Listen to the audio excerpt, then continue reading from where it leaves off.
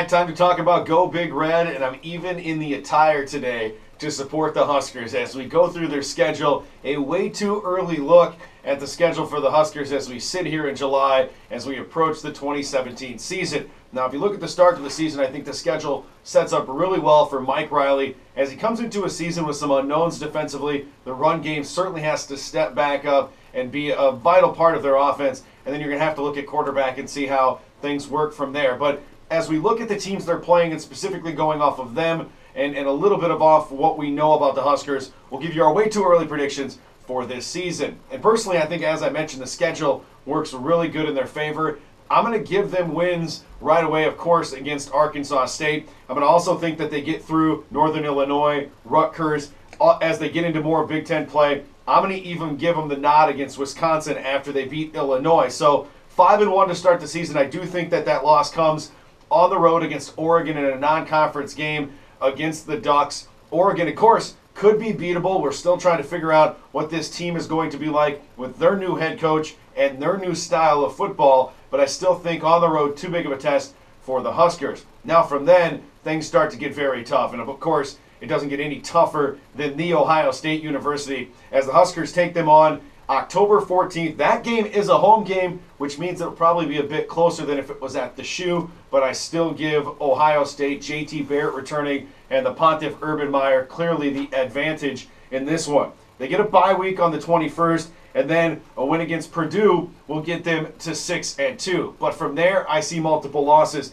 I like Northwestern a lot this year. I really am up on this Northwestern team. I'm not saying they're going to win 10 games, but I think that's going to be one of those home games where Nebraska slips. In a close contest, I'll give the edge to the Wildcats. And again, like I gave the edge early in the season to Nebraska against Wisconsin, being a team that I think that they could certainly beat at home, I'm going to take the upset here with Northwestern. From then, I got them losing on the road against Minnesota, losing on the road against Penn State. Now, the Penn State game, it's purely based on talent. I think Penn State with McSorley and with Saquon Barkley are going to be very, very good. Those two guys are certainly preseason Heisman candidates. So I'm going to give Penn State the edge just purely on talent and because it's there at home. Now, the Minnesota game is one of those trap games where I don't think the talent between Minnesota and Nebraska is very big. I think that the gap between the two is very small. But when you do have a gap that is small like that, a home game, PJ Fleck will have his guys going. He's the ultimate motivator. I'll give them the edge there as they row the boat in Minnesota and defeat Nebraska.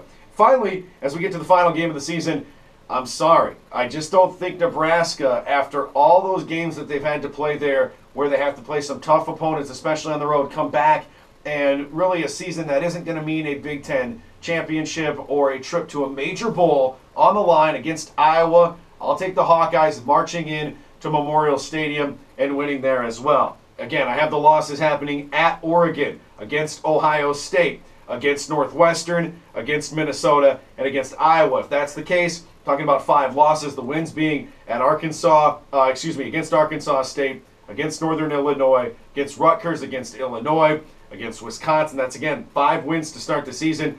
Also beating Purdue, beating Purdue there at probably the last win of the season on the 28th. So we'll see what happens as far as the Huskers are concerned on the field. Way too early predictions, injuries, guys stepping up.